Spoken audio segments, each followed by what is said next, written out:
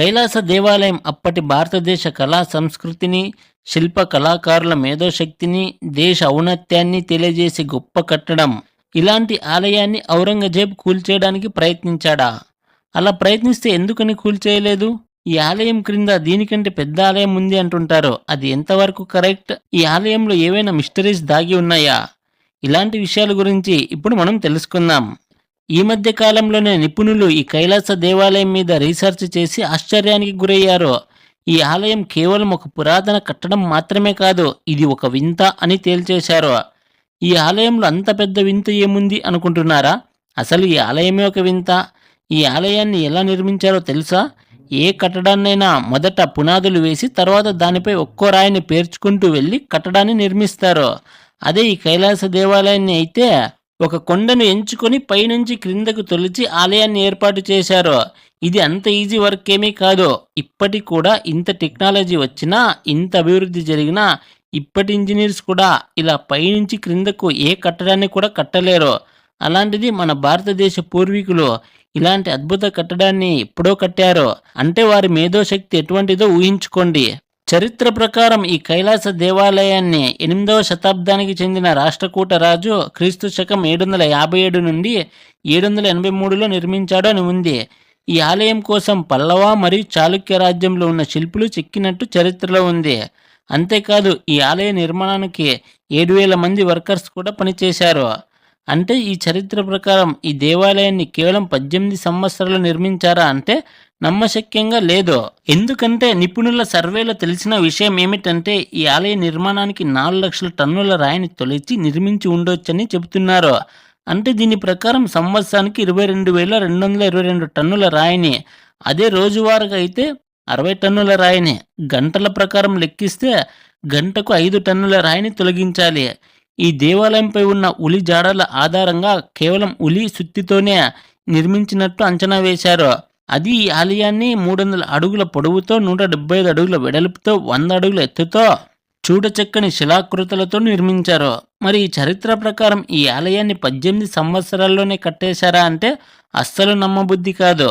ఇదే విషయాన్ని నిపుణులు కూడా చెబుతున్నారు. వారి సర్వేలో తెలిసిన విషయం ఏమిటంటే అక్కడ చెక్కబడిన బొమ్మలు 6వ శతాబ్దానికి చెందినవి అని. ఈ ఆలయ నిర్మాణానికి సుమారు 150 సంవత్సరాలైనా పట్టింటుందని. అంటే తరతరాల రాజులు నిర్మించుకుంటూ వచ్చిండొచ్చు. అంటే రాష్ట్రకూట రాజు కూడా చివరిలో ఈ ఆలయ నిర్మాణానికి తోడ్పడి ఉండొచ్చు. ఆ విధంగా ఇతని పేరు వచ్చింటుందని అంచనా వేశారు. సర్వే చేసిన వాళ్ళు కూడా ఇక్కడ ఉన్న బొమ్మల ఆధారంగా 6వ శతాబ్దానికి చెంది ఉంటుంది అని చెప్తున్నారు తప్ప ఎగ్జాక్ట్గా ఈ దేవాలయం ఎప్పటి నుంచి ఉందో, ఎవరు నిర్మించారో ఎవరికీ తెలియదు. అంటే ఈ ఆలయం ఇంకా ఎంత పురాతనమైనదో ఊహించుకోండి. అలాగే ఈ ఆలయానికి సంబంధించి కొన్ని మిస్టరీస్ కూడా దాగి ఉన్నాయి. ఈ ఆలయ నిర్మాణానికి 4 లక్షల టన్నుల రాయిని తొలిచివేశారు అని చెప్పుకున్నాం కదా. మరి ఆ 4 లక్షల రాయి ఇప్పుడు ఆ దేవాలయం చుట్టుపక్కల కానీ, ఆ ఊరి పరిసర ప్రాంతాల్లో కానీ లేవు. ఇది మిస్టరీగానే మిగిలిపోయింది. అలాగే ఈ గుడిలో చిన్న చిన్న రంధ్రాలు చెక్కబడి ఉన్నాయి. అవి ఆలయ క్రింది భాగానికి వెళ్ళడానికి దారే. మనుషులు కూడా దూరలేనంత సన్నగా ఉన్నాయి. మరి మనిషి ఆ రంధ్రంలో పట్టలేనప్పుడు ఎలా రంధ్రాలను చెక్కుకుంటూ వెళ్ళుంటాడు? ఈ రంధ్రాలు సుమారు 100 అడుగులు ఉంటాయని అంచనా. ఈ రంధ్రాల్లో చిన్నపిల్లలు పడిపోయే ప్రమాదం ఉందని 40 సంవత్సరాల క్రిందే మూసివేశారు. అలాగే ఇక్కడ సొరంగ మార్గాలు కూడా ఉన్నాయి. అందులో నుంచి వెళ్తే ఆ కైలాస ఆలయం క్రింద ఇంకో పెద్ద ఆలయం ఉందని, అక్కడ కొంతమంది నివసిస్తున్నారని, వారికి గాలి వెలుతురు అందడానికి ఆ రంధ్రాలను ఏర్పాటు చేశారని చెప్పుకుంటుంటారు. కానీ ఆ సొరంగాల మార్గాల ద్వారా వెళ్తే ఏముంటుంది అనే దానిపై ఎగ్జాక్ట్ ఇన్ఫర్మేషన్ ఎవరికీ తెలియదు. ప్రభుత్వం కూడా అందుకు తెలుసుకోవడానికి ఆసక్తి చూపలేదు. ఇప్పుడు ఆ సొరంగ మార్గాలను కూడా మూసివేశారు. అలాగే గర్భగుడిలో ఉన్న శివలింగానికి నీళ్లతో అభిషేకం చేసినప్పుడు ఆ నీరు అప్పట్లో వారు వేసిన దారి ఆధారంగా ఆలయం క్రిందికి వెళ్తుంది. కానీ ఎక్కడికి చేరుకుంటాయో తెలియదు. దాన్ని బట్టి చూస్తే ఈ ఆలయం క్రింద ఏదో ఉందని అర్థమవుతుంది.